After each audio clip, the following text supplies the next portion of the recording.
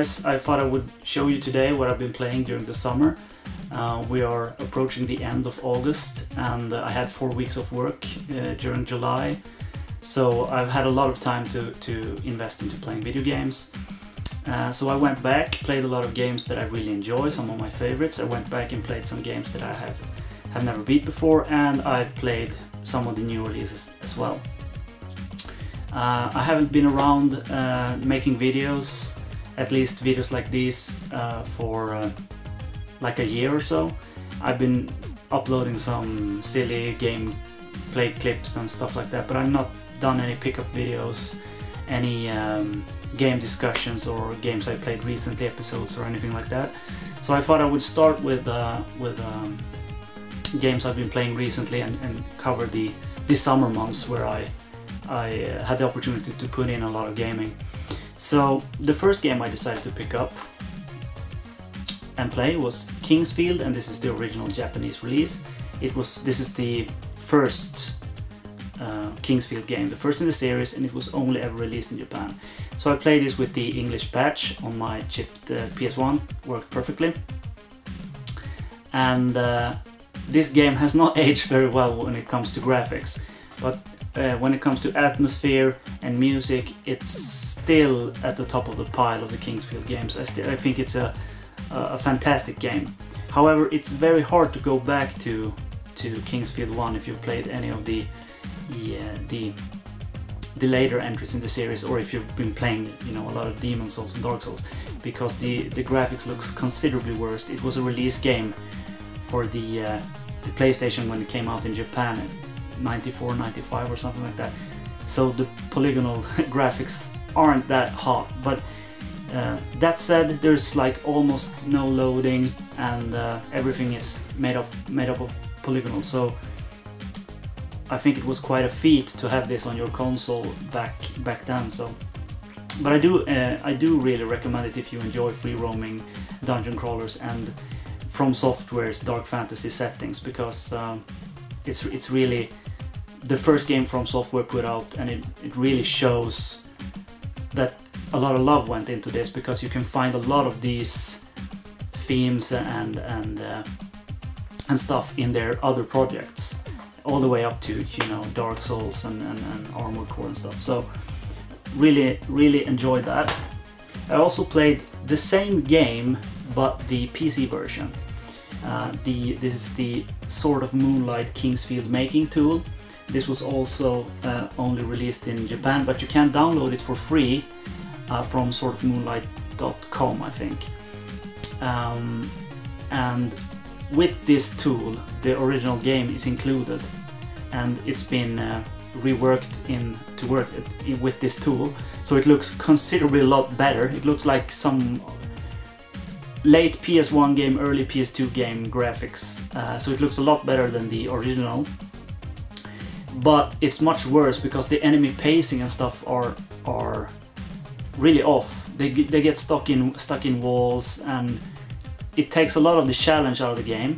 So if you really want to play the game and the original challenge is a bit too hard, you can play this, and also it's free. You can download it on the internet, and I think From Software is a-okay with it, because they released this and said go for it, and they haven't taken any legal actions to the site, as I know of, and it's also translated, so it's translated to English, so you can understand. You can also make your own King's Field games, and there's a couple of those that you can download as well, as users have made a lot of games, like Dark Destiny by DMP, and some other games I don't remember at the top of my head, but I've yet to play those. I've only played a little bit of Dark Destiny, which is a lot harder than this original, and but I really want to continue to do so when I've got some time. So after I completed both those versions of the first game, I decided to go and play the second game. This is the American version of the second game. This is one of my 2 long box editions, and this was the only game that was released in Europe. But I decided to play the American version anyway, because it runs better. It runs a little bit faster, and King's Field is slow to begin with, so if you can spare spare a little time, you play the American version, so it's a bit smoother. And this one I had played before, so this one I replayed. Still think this is not my favorite Kingsfield game. I think it's the setting and music is not as good as the other parts, and you're not really playing in Verdite either. You're playing on this Melomot Island. There's a lot of water. I think the texture work is pretty good. There's very bland environments, but of course, coming from the first game, this looks a lot better. They made a lot of improvements. But if you've played the third or the fourth game in the series, you know those. I would recommend those before this one. But it's still a great game, no doubt about it. If you like a free roaming dungeon crawler with a bit of a bite, this is the game for you. So when I was done playing the Kingsfield games, I never got around to start playing the third and the fourth one again, but I plan to. I started to play Demon's Souls, which is probably one of my favorite games for the PS3. Another one being 3D Dot Game Heroes and stuff like that. There are a lot of good games on the PS3, but Demon's Souls, when it came out, it just blew my mind, and it still probably remains my favorite. Even though Dark Souls and Dark Souls 2, you know, I played those and I own those, but I still think Demon's Souls is probably the best one. I just love the setting of Demon's Souls, the music, the Tower of Latria scares, I just love the game. So I decided to play the American version. I picked up the Greatest Hits version because I already had an American version. I'm going to show you the From Software collection I have someday. I have a lot of copies of Demon's Souls, but I decided to pick this one up and play it. I took the Platinum Trophy because I always do. It's about 2.5 or 3 New Game Pluses. Loved it. Played a strength build when I played it this time and really enjoyed it. Also played the Japanese version of the Demon's Souls and got a third Platinum Trophy. I'm not usually a trophy whore, but this is probably one of my favorite games on the system, so I just had to do it, and I had a blast doing it. And this time I played a Faith build, which is not super effective, but its survivability is key here. You're very hard to bring down, but you're not necessarily doing a whole lot of damage. Still enjoyed that run, but I think I prefer the strength build. But the magic builds are incredibly strong. Of course, the first time I played the game, I played as a magician and wrecked house. So magic is really powerful in the original Demon's Souls. If you're struggling, go the magic route. It helps out a lot. I also played some handheld games. We went to my folks' house, which is in another city, me and my girlfriend, and stayed there a couple of days, so I played a lot of handhelds while being out and about. And I played, the first handheld game I played was Kirby Triple Deluxe, and it felt like the perfect summer game. It's, you know, really bright, colorful, which, you know, coming off from Demon's Souls and the Kingsfield games, which are very melancholic, drab, dark and moody. This is cheerful, colorful. It was the perfect game for me after playing all those dark games. So it was not all that long. So I got all the stars or the crystal bits and completed this game. It's not hard at all, but I really enjoyed it. There's just something about the Kirby games that makes me want to play them, even though they're not really challenging at all. They're very easy, but there's just something about the music, the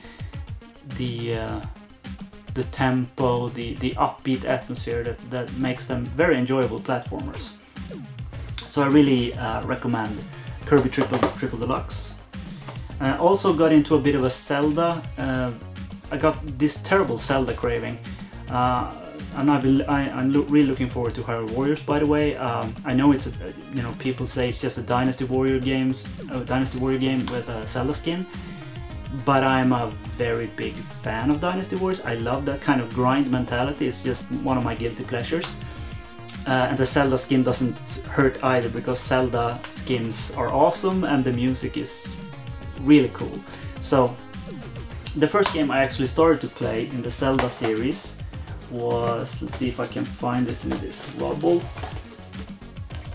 the Wind Waker HD, because I bought this game but I never got around to play it when it was released. So I thought, you know, I'm going to replay the Wind Waker, so I'll just pick the HD version and see what's all the fuss is about. Excuse me. And you know, it's been a long while since I played the original Wind Waker, but I can agree with a lot of people that this was not probably the best version of Zelda to make an HD version of, because that game really looks, it still looks really good. The cell shading makes that game, you know, timeless. You can probably pick it up in 20 years and still enjoy it, and still think that the graphics look up to par. So, but that being said, the lighting in this is phenomenal. So, you know, and the gamepad use was really nice. And they made some tweaks, like the grappling hook was a lot easier to use, and they shortened the Triforce quest, which was what I didn't like about the first one. A lot of people didn't like the art style when the original Wind Waker came out, but I didn't like the lack of dungeons. I thought that I had been tricked into buying like a third of a Zelda game or something. I still love the characters. I mean, Medley is one of my favorite, almost, okay, not my favorite, Midnight's probably my favorite character in a Zelda game, but Medley is up there, and it's just, the music is great, the visuals are great. It's just such a great Nintendo game.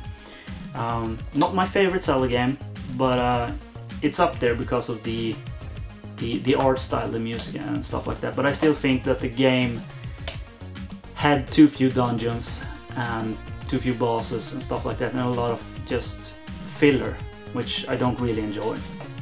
So that's the first Zelda game I played, and when I played that to completion, I said, oh man, I really want to play some more Zelda games. And like I said, we were at my folks' place. I brought this Ocarina of Time 3D, played it when it came out. I can't even remember how many times I played this on the N64 back in the days. It's just insane. And I played this when it came out on the 3DS, loved it, and decided to replay it now. And loved it. It's just a phenomenal game. It's not my favorite Zelda game, it's not, but it's among the best. I still think it really nailed the 3D Zelda formula. And although I think you can perfect it from here, a lot of the things they did right here went really right. They did a phenomenal job. So that was really, really great. And then I said, I haven't played Skyward Sword. What kind of Zelda fan am I, and I haven't played Skyward Sword? I felt really embarrassed about that, because, you know, I always, you know, release day Zelda game, you play that shit. But this time I didn't, and that's because motion controls. I didn't feel like playing a Zelda game with motion control. I picked it up and I was kind of stoked, but then I played something else, probably on PS3 or 360 or something like that, and I just put it aside, kept putting it aside, and this time I said, no, I've been playing 2 Zelda games now back to back, I'm going to do this. So I played Skyward Sword. And damn, I really enjoyed Skyward Sword. It's absolutely not my favorite Zelda game, but they made some changes to the Zelda formula which I really enjoyed. They made the story a bit more fleshed out, not much but a bit, and especially the part with Zelda and Link and the bit of a romance between them. It went a long way. It went a long way to make you care more for Zelda. So the quest had more meaning, in my opinion. Then again, you know, I'm still iffy on the motion controls. Motion controls need to go. It doesn't register all the time. It worked very well, but it didn't work all the time, and that's I can't stand it when controllers not working is punishing me in the game. That's just not cool. But I really did enjoy this. It had a really nice art style. I really loved that watercolor effect and stuff like that. So I'm really glad I played this game. And of course, it just made me even more interested in Hyrule Warriors and playing some more Zelda games. But for now, that will do. I will probably have to play Majora's Mask again, but I'm still hoping for some kind of re-release on Majora's Mask, because that's probably one of my favorite Zelda games. A Link to the Past perhaps before that, but Majora's Mask it beats Ocarina of Time every day. Just so atmospheric and moody. So I really wish they would bring out a 3DS version, or even better, Wii U remake from the ground up. Man, I would shit my pants if that came to light. Next Nintendo Direct, Majora's Mask Wii U, man, whew, would love that. So anyway, after I play the Zelda games, I decided to go back to one of my favorite PlayStation 1 games, and probably my favorite Squaresoft game. And a lot of people will probably pick, you know, Final Fantasy VII, or Final Fantasy IX, or even Final Fantasy VIII for that matter, or something like that. But I think Parasite Eve is Squaresoft's finest moment on the PS1. And that's just because it blends horror, RPG and cop drama in just like the coolest way possible. Really love the thought of renegade mitochondria, you know, cells uproaring and everything. Just it's great. And the way it tells its story, no voice acting, all text, no needless disposition. It's just really good, great pace, and not too hard either, unless you want to go to the Chrysler building where the difficulty ramps up a lot. But the normal game is not all that hard. Really enjoy it. Pre-rendered backgrounds look great. I think it's so sad that Square Enix aren't doing more things with Parasite Eve. The first game was really good. The second game was a lot worse, but still a competent survival horror game with some RPG elements. It lost the cop drama, it lost the story went all over the place. It was less focused, okay? It was worse than the first one, but it's still an okay game, in my opinion.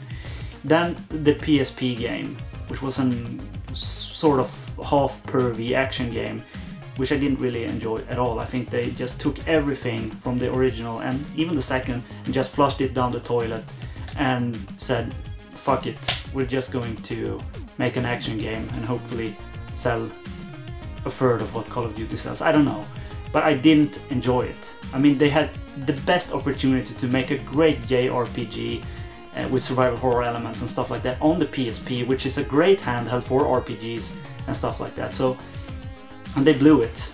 But still, the third game is a decent action game. I will give it that, but it's not a Parasite Eve game. It doesn't feel like Parasite Eve at all. So, I'll probably show you my tattoos. I have some here. I have Aya Brea on my arm here because I think Aya is probably one of the coolest female video game characters. I'm really a big fan of the original Parasite Eve. Can't stress that enough. It's fantastic, and I usually want to play it at least once a year. There are a couple of games that I do that with, like Parasite Eve. Suikoden 2 is another one that I really want to play almost yearly. Resident Evil, the remake, since it came out on GameCube, have been one of those. Silent Hill 2 is another one of those comfort games. You know, great game. You can always come back to great games, and I almost always find an urge to play them once a year. So that makes the backlog even bigger, of course. But what can you do? Anyway, on to another handheld game. I played Child of Light. This is the physical version. I waited until the physical version came out because I heard they were bringing one out, at least in Europe. So I picked it up and played it.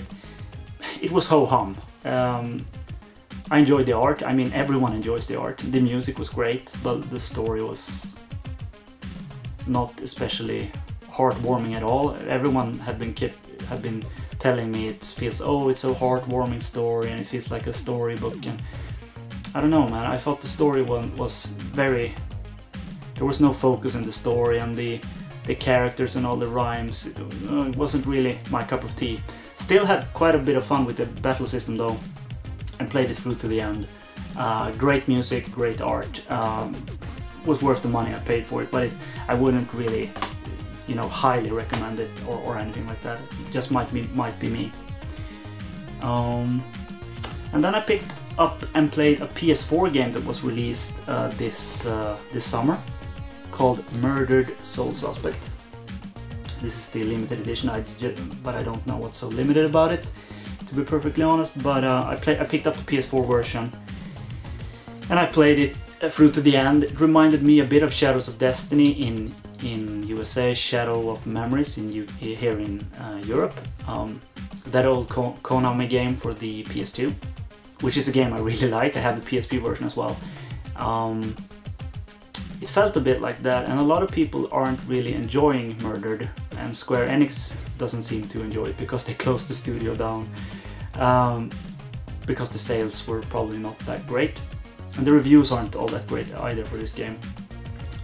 But I will say this: the main character was not very interesting at all.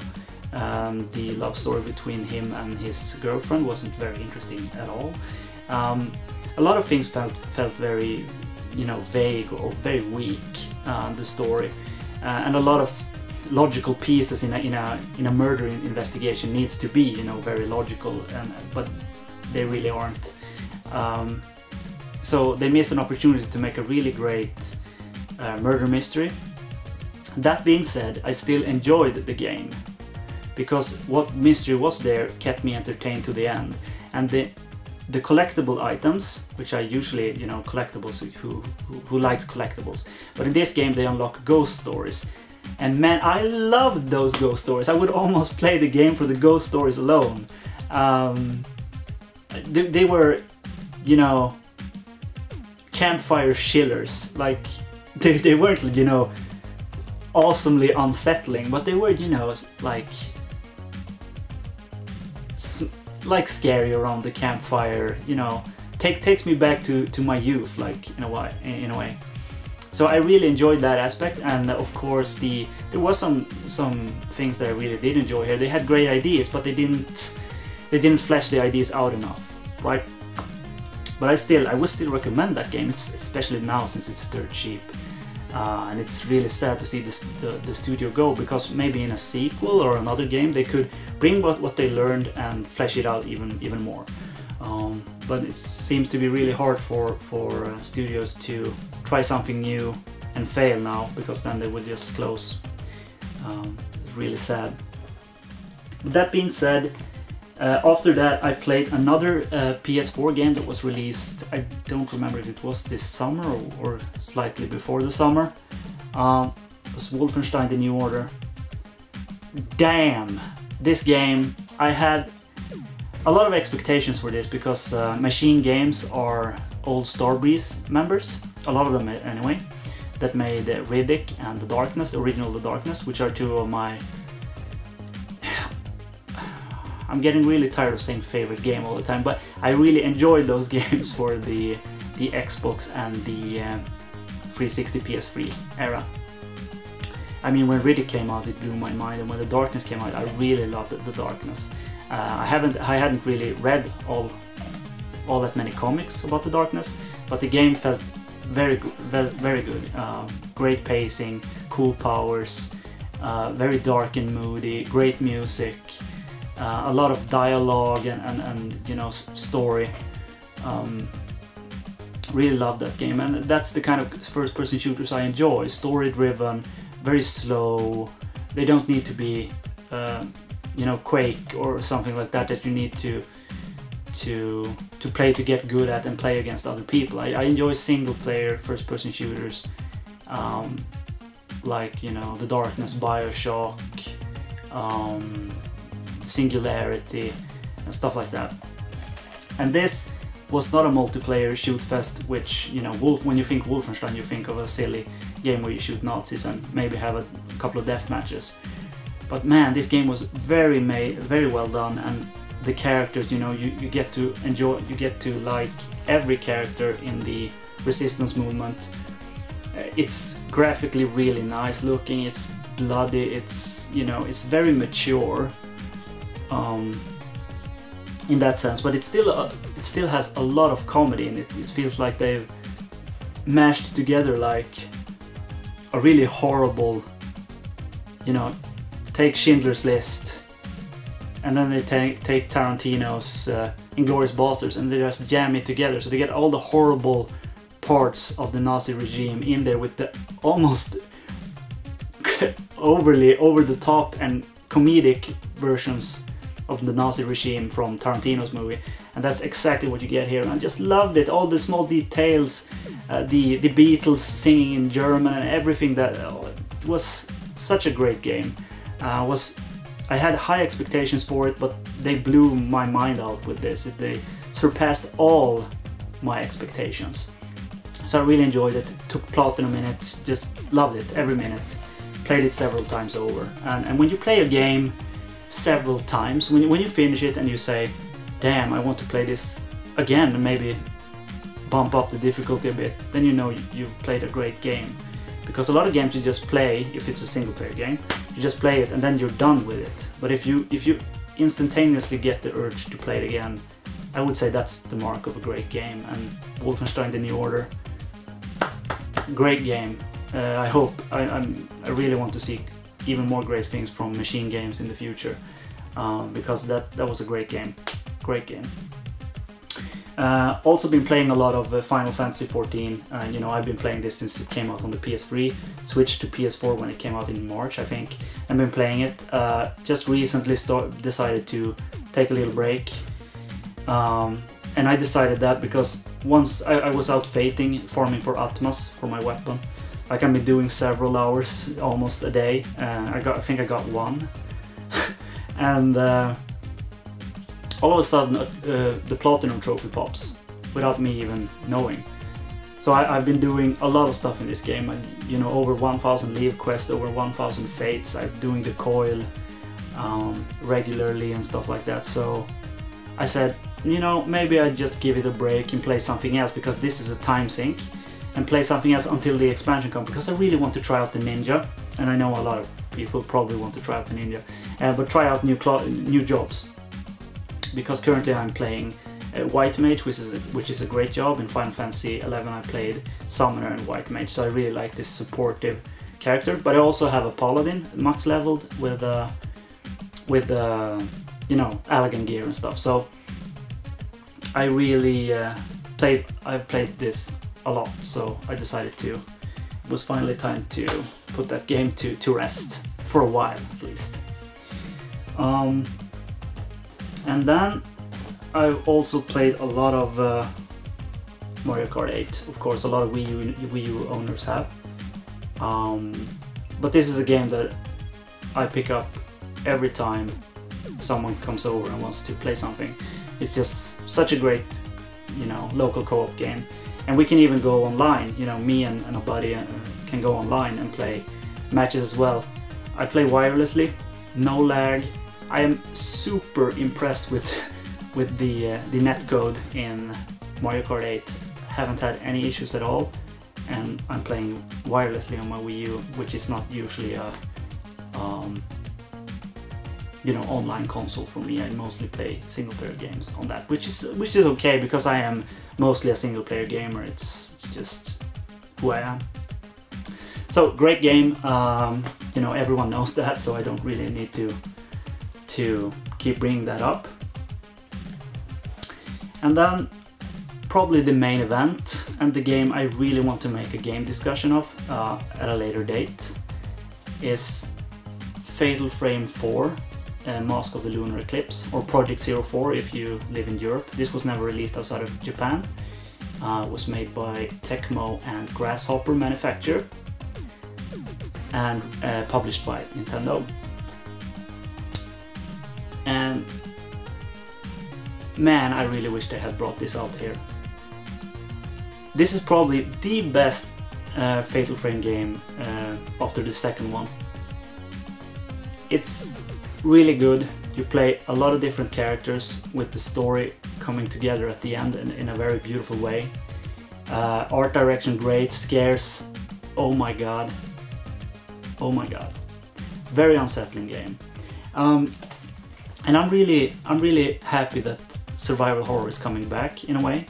You know, the PT trailer, Silent Hill coming back, hopefully in professional hands this time. Resident Evil making sure that they are remaking, or you know, porting the remake to new consoles, as well as the leak of the new Revelations, which is the game that brought survival horror back in the Resident Evil games for me. Since, I mean, Resident Evil 4 wasn't even all that Resident Evil, you know, survival horror. It was a great game, great action game, but it wasn't scary. I was very let down by that game, and you know, it took me years to realize that, because I love the game.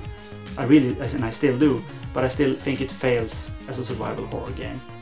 Revelations brought a lot of that back. It had its issues, but it was mainly a handheld game, and I was super impressed with it. As you can see, I have it, the eyeball here on my hand, if you noticed. So I'm really looking forward to you know, a new one, and perhaps the next numbered entry in the series will bring it all back to a very grounded survival horror genre. And there are also other games coming out. The Dawn game, something for PS4. What was Evil Within, I'm really looking forward to. It looks a little Resident Evil 4 actiony, but it still looks quite unsettling. And of course the new Fatal Frame game coming out in Japan for the Wii U, and I really hope this time they bring it out here in the West, so US and Europe can enjoy Fatal Frame, because Fatal Frame games are probably some of the scariest games out there. Very unsettling. The atmosphere is like super thick. But I played this with the English patch, which also made sure that I could play this, because it's, you know, the Wii is not region free, but in that English patch is some kind of patch or something that, you know, ignores the region code. So I played that and I enjoyed it. It was probably one of the best games I played this summer. Quite scary, very good story, nice characters. So I'm really looking forward to the Wii U version. I'm going to probably have a game talk about this when I go into a bit of in more detail. But that will be in another video, because this video is getting long enough. So I also played a couple of digital download games and stuff like that, but I'm not going to talk about those. So I'm just going to talk about the games that I'm currently playing. I started playing this summer, but I'm not done with. Right? First game, Sweet Home. We're talking about survival horror granddaddy here. This is a reproduction card from Time Warp Games, which are sadly not around anymore. I think they decided to close up shop because it took too much time. But they were a company that made boxes and physical versions of ROM hacks and other stuff like that. So this is the fan translated copy of Sweet Home in a box on a cart with a manual and stuff. So this is the only reproduction cart I have. I'm not really much into reproduction games, but I really wanted to play this in English, but because in Japanese I wouldn't understand anything. And man, it's, you know, you thought you knew the NES, you know, that you had played all the great games the NES had to offer, but man, this Sweet Home is so fantastically good. It's really good. It feels like it was so far ahead of it for its time, you know. Item management and permadeath and all this unsettling. The music is great. The door opening animation that's in Resident Evil 2 mask load times started in here. fantastic game, really great game, and I would recommend everyone to play it however they want. If they want to download a ROM, or I'm not saying anything like that, but just play it. It's just a fantastic game. If you like 8-bit games, or hell, if you just love a survival horror game, a good scare, a good game, then play Sweet Home. I'm not quite done with it. I'm taking my time with it, but it's, man, I'm really enjoying it, so highly recommended. Also this summer, The Last of Us excuse me, The Last of Us Remastered was released, and I played the PS3 version, loved it. I think the setting is great, you know, the fungal infection, the themes of nature, you know, man versus nature, and everything like that. I think it's a fantastic new IP from Naughty Dog. I'm not a big of an Uncharted fan, but this struck a note with me because this is a bit of a survival horror, stealth, you know, some action. It mixes a lot of genres, and it mixes it very well. But I decided to pick up the PS4 version, not mainly because 60 FPS or 1080, because quite frankly the PS3 version looks really good and ran really good, so that wasn't really a selling point for me. However, all the DLC is included here, and if I buy all that DLC for the PS3 version, it would be like almost 3/3 of this new game price. So I decided to pick up the PS4 version and play the Left Behind scenario. That was the first thing I played, and man, really enjoyed that. I wouldn't say it's as good as the main game, because I mean that might be hard since it's just DLC, but it was still very good. So I'm playing through this again on grounded mode, which is very hard, but just to enjoy myself, immerse myself in this world again. It's just I really hope they keep the universe, but with new characters. They could, they could make some really great things with this. And Naughty Dog are, they're a really good developer when it comes to story-driven games. So I think they can make something even better than this if they just took even more time. So yeah, another game I'm playing right now is Diablo 3. This is the Reaper of Souls, PS4 version. And quite enjoying it. I picked up the PC version a while back. I think I installed it, made a Crusader, played like to level 8 and said fuck it. Decided to play something else. And I don't really know why, because when I started playing this now, I'm really enjoying the Crusader. I'm going to play it through. I'm playing hardcore mode now because it makes you play a little bit more cautiously, and I enjoy that because there's, if you play a normal character, when you die, there's really not much of a penalty. But when you're playing hardcore, if you die, your character is gone. So you play very, very cautiously, which gives the game a whole new feel, in my opinion. So I'm going to try that and see if I can beat the game hardcore. But I will probably play some normal characters as well, just for the grind, because I love grinding. So yeah, recommended. I guess it's just, if you like Diablo, you'll probably enjoy it. One thing I will say though is that I didn't think that playing with a controller would be so great. I would take a controller any day over the mouse now when I played the PS4 version. I don't know if the PS3 version was as silky smooth on the controls, but this, man, the roll button, you feel so much more in control of your character when you're playing with the controller than the mouse. And I really don't know why they haven't made the dodge move available for PC players, because it's quite a lifesaver. I mean, Diablo 3, it's a lot of AoE attacks, AoE, all over the place, and the dodge move really helps. So I don't know, but it doesn't make or break the package. But I just think that the controller was far superior to the mouse, which I would never think possible, to be honest, for a Diablo game. So that's that. And the last game I'm going through right now is that I decided to replay Twilight Princess again after playing so many Zelda games. And I'm about a third in, perhaps. And this is not my favorite game either, but it's still, it houses my favorite side character, which is Midna, which I think was greatly written and animated. She's just